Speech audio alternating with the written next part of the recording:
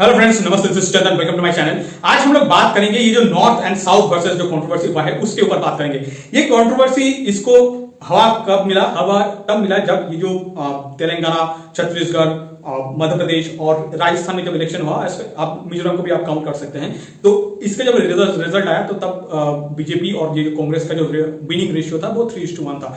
तो उसके बाद ये जो नॉर्थ एंड साउथ जो कंट्रोवर्सी हुआ था इसको हवा लग गया।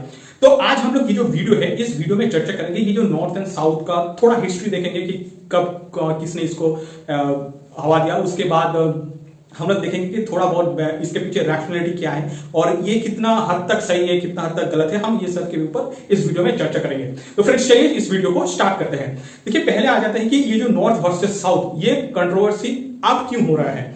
देखिए 2018 में ये जो जितना स्टेट्स है ना, मध्य प्रदेश, इवन मध्य प्रदेश में भी 2018 में कांग्रेस आया था, ठीक है। ये छत्तीसगढ़ में तो कांग्रेस था एंड राजस्थान में भी कांग्रेस था कुछ टाइम पे।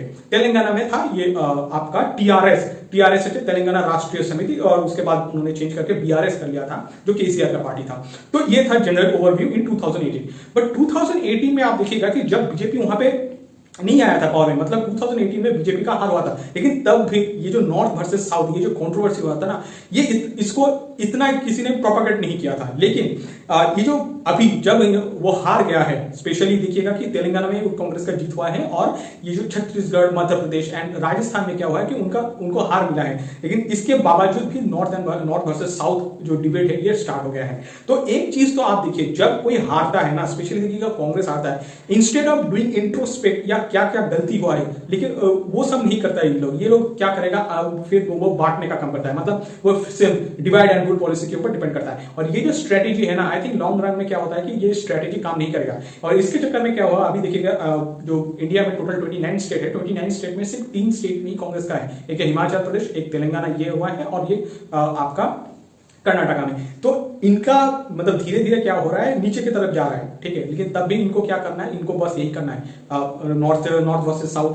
Caste census, divide and rule based on religion, मतलब जो काम आप बोल सकते हैं कि एआईएमएम करता है ना, वो सेम काम अभी ये कांग्रेस कर रहा है। और कांग्रेस क्या करता है कि बार बार अपने आप को ना एक मतलब एक पार्टी मतलब जो एक्चुअली उनका जो ओरिजिनेट है वो कहाँ है, वो नॉर्थ इंडिया से है, लेकिन वो खुद को क्या बोलता है कि नहीं हम लोग साउथ इंडिया से है, ऐसा वो प्रोजेक्ट करने की कोशिश कर रहा है। अब आ जाते हैं कि थोड़ा पीछे, मतलब ये जो नॉर्थ वर्सेस साउथ ये जो प्रोपेगेंडा है, ये जो प्रोपेगेंडा स्टार्ट फर्स्ट किसने किया था? ये प्रोपेगेंडा स्टार्ट किया था, आपको पता होगा, ये पाकिस्तानी डिफेंस बोल के एक आईएसआई का एक चैनल था, ठीक है, चैनल था या सोशल मीडिया में एक अकाउंट था। उन्होंने फर्स्ट 2017 में ये काम किया था, ठीक है। उसके बाद वही चीज को अब क्या कर रहा है, कांग्रेस उसको कॉपी कर रहा है, ठीक है। तो ये जो प्रोपेगेंडा नॉर्थ वर्सेस साउथ चल रहा है, तो ये ऐसा नहीं कि बस खुद का प्रोपेगेंडा है, नहीं, ये एक्चुअली इसके पीछे आईएसआई एंड पाकिस्तान का पूरा हाथ है। आप इससे भी पीछे थोड़ा चले जाएंगे कि हिस्ट्री में आपको पता होगा जब 1947 में इंडिया का डिवीजन हुआ था, उस टाइम से थोड़ा पहले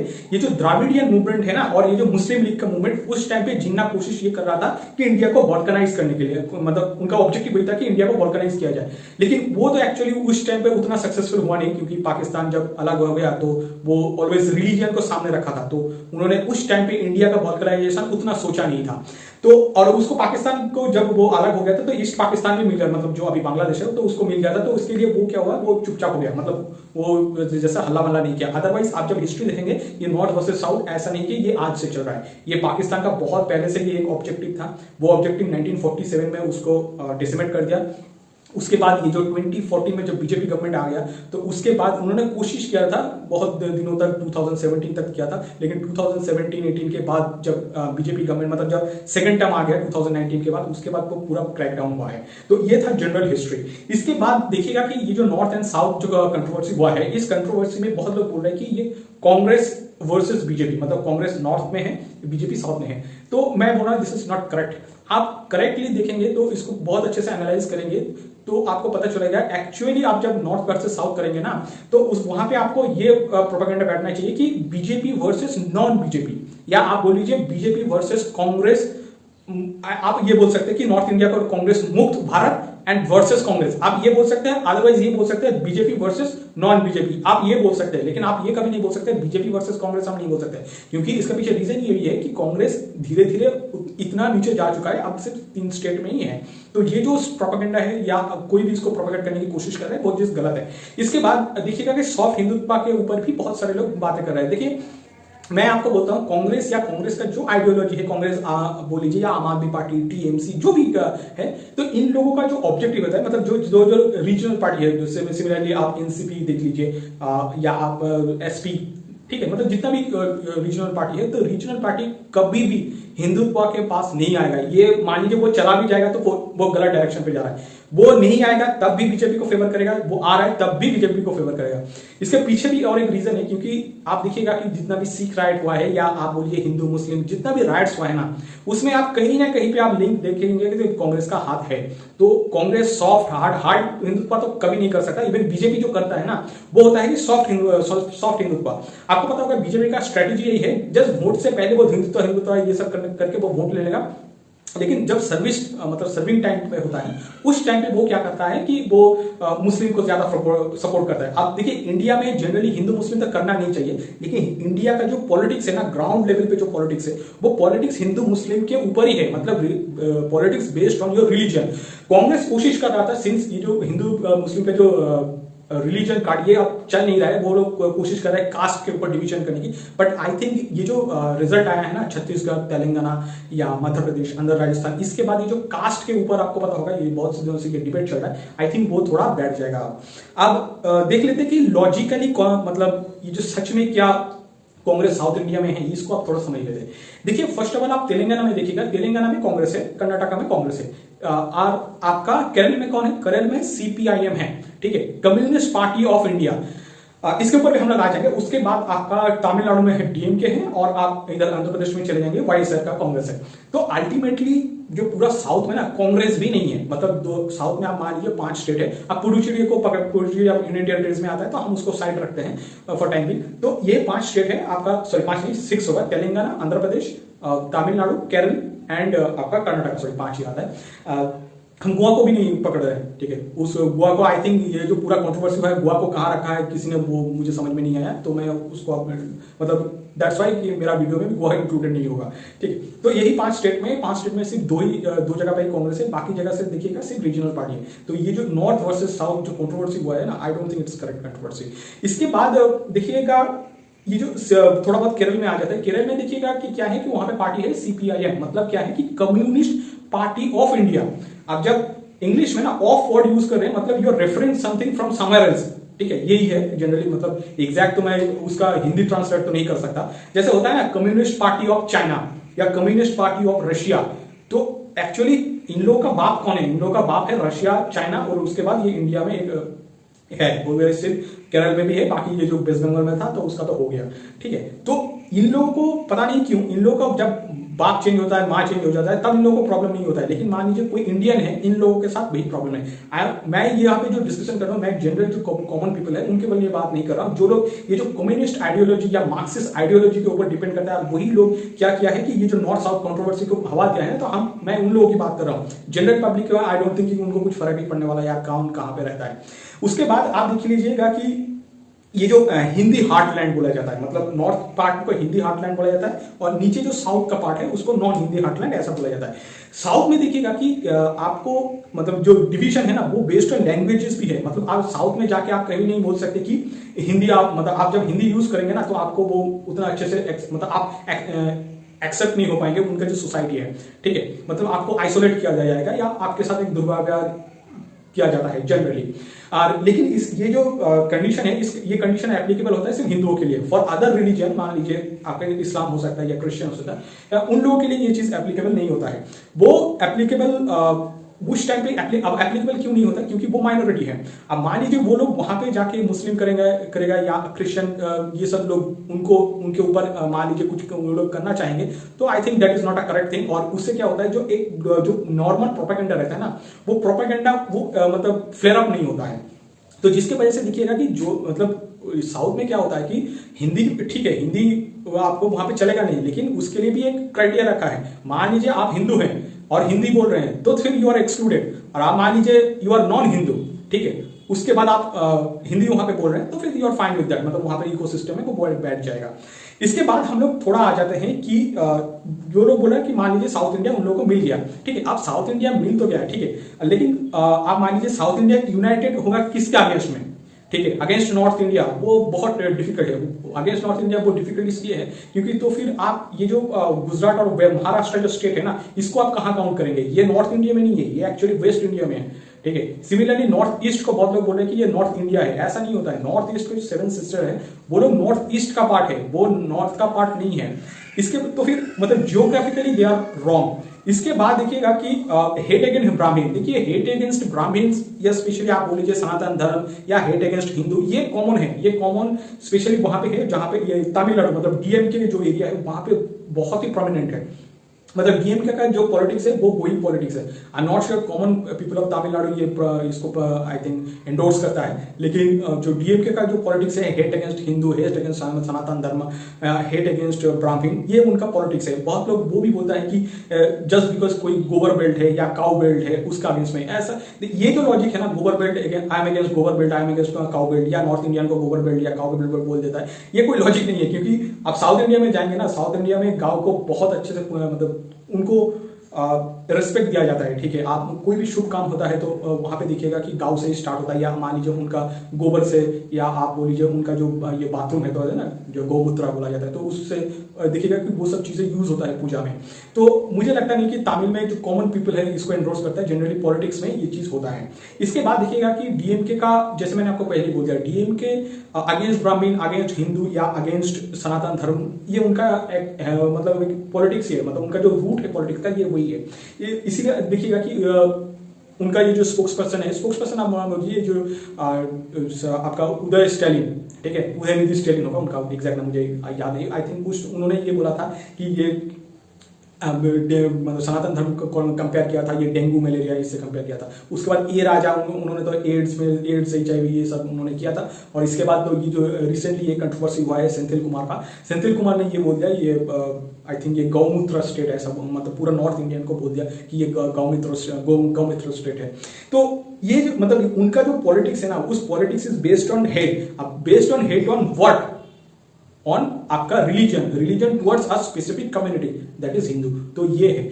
नाउ 2023 में ये मतलब hate against Hindu, hate against Sanatan Dharma, ये कितना चलेगा I am not sure about it, क्योंकि मुझे लगता नहीं कि, इसीलिए देखिएगा कि डीएमके कभी तमिलनाडु से बाहर उन्होंने कभी इलेक्शन कंटेस्ट नहीं किया। सिमिलरली आप देखिए कांग्रेस की भी एक बहुत कोशिश किया था कि अपीसमेंट पॉलिसी टुवर्ड्स मुस्लिम, क्रिश्चियंस, कोई भी है उनको करने की, लेकिन आई थिंक वो चला भी नहीं। और इसके चक्कर में उन्होंने क्या किया है, ये जो अभी 3 सीट में आ चुका है। और डीएम का जो महामंत्री, आर्यवर्त की ये पुण्य भूमि 16 जनपदों और कई अन्य राज्यों में विभाजित, यहाँ की प्रजा को ये ज्ञान ही नहीं था कि वास्तव में वो एक राष्ट्र की प्रजा ही है। किंतु अब समग्र आर्यवर्त में एक शासन होगा महामंत्री, एक जैसी व्यवस्था होगी, एक राजा होगा और राष्ट्र का एक नाम होगा, एक जैसे सिद्धांत और एक अनुशासन होगा। इस भूमि पर एक ही ध्वजा होगी और सबके लिए एक जैसा न्याय होगा। आर्यवर्त की ये भूमि भारत के नाम से भारत भूमि कही जाती थी, किंतु अब प्रथम बार ये भारत राष्ट्र कहा जाएगा। पॉलिसी है ना, ये पॉलिसी आप मतलब उन्होंने इन फ्यूचर चेंज नहीं करेगा ना, तो मुझे लगता नहीं कि ये जो तमिलनाडु में डीएमके कितना दिन टिक पाएगा। जब नॉर्थ और साउथ का जो कंट्रोवर्सी स्टार्ट हुआ था, नॉर्थ और साउथ कंट्रोवर्सी में ऐसा नहीं कि सिर्फ नॉर्थ इंडियन को ऐसे नॉर्मली छोड़ दिया गया कि हाँ तुम नॉर्थ इंडियन हो और आई एम साउथ इंडियन, ऐसा नहीं है, ठीक है। इन लोगों का तो प्रॉब्लम ये है कि आप देख लीजिए कि इनको इलिटरेट बोला जाता है, इग्नोरेंट बोला जाता है, कम्युनल वाइकर्स बोला जाता है, काउबेल्ट लूजर बोला जाता है, अनएम्प्लॉयड बोला जाता है, अनएम्प्लॉयबल बोला जाता है, पानीपुरी वाला बोला जाता है, उसके बाद राजमिस्त्री, मतलब जितना भी आपका एडजेक्टिव हो सकता है और पॉसिबल वे, सब नॉर्थ इंडियन को बोला जाता है। बहुत सारे लोग ये बोलता है कि नॉर्थ इंडिया में आपको मतलब कांग्रेस नहीं है, साउथ इंडिया में कांग्रेस है। और बहुत जगह पे ये भी बोला जाता है, इसके पीछे रीजन भी वही है क्योंकि साउथ इंडियन में जितना भी लोग हैं वो बहुत सुपीरियर है। देखिए मैं इससे सहमत नहीं हूं। इसके पीछे भी वही एक रीजन है क्योंकि हो सकता है कि साउथ इंडिया में ना, साउथ इंडिया में मान लीजिए कर्नाटका, तेलंगाना, आंध्र प्रदेश, केरल, तमिलनाडु, ये लोग, ये राहुल गांधी का जो राहुल गांधी जो बोलता है ना, शायद हो सकता राहुल गांधी हिंदी में बोलता है और साउथ इंडिया में क्या है कि आप हिंदी नहीं बोल सकते। तो इससे क्या होता है, एक मिसकम्युनिकेशन होता है। मिसकम्युनिकेशन इन द सेंस जो राहुल गांधी बोलता है वो चीज कुछ दूसरा तरीके से या ट्विस्ट होकर उन लोगों के पास जाता है। तो अदरवाइज ये नॉर्थ इंडियन क्या है कि राहुल गांधी जो बोलता है नॉर्थ इंडियन वो समझ जाता है। तो इसके वजह से क्या हुआ है कि नॉर्थ इंडियन ने उनको रिजेक्ट कर दिया। और जिस दिन साउथ इंडियन लोगों को ये राहुल गांधी का एग्जैक्ट वर्ड समझ में आ जाएगा, या आप बोल लीजिए कोई भी भाषण वो एक बार सुन लेगा ना, नेक्स्ट टाइम वो कभी भी उनको इलेक्ट नहीं करेगा। Among first-time male voters, young voters, Narendra Modi is much more popular than Rahul Gandhi. Among female voters, Narendra Modi is much more popular than Priyanka Gandhi. In North India, Rahul and Priyanka Gandhi cannot win you seats and elections. That is the most difficult for them to digest. I think Rahul Gandhi is highly inexperienced, still not inexperienced. He has poor powers of judgment. I can't call him inexperienced after 20 years in politics. He continues to have poor powers of judgment. One is this, that there's no positive agenda. And part of focusing on a negative agenda is that they just attack Modi. You know, by now they should have known, after the abysmal failure of Chowkidar Chor 5 years ago, they should have known that saying Panauti Modi, and Priyanka Gandhi's speeches in MP were only abusing Modi. They were only attacking Modi. So you have to have a positive agenda.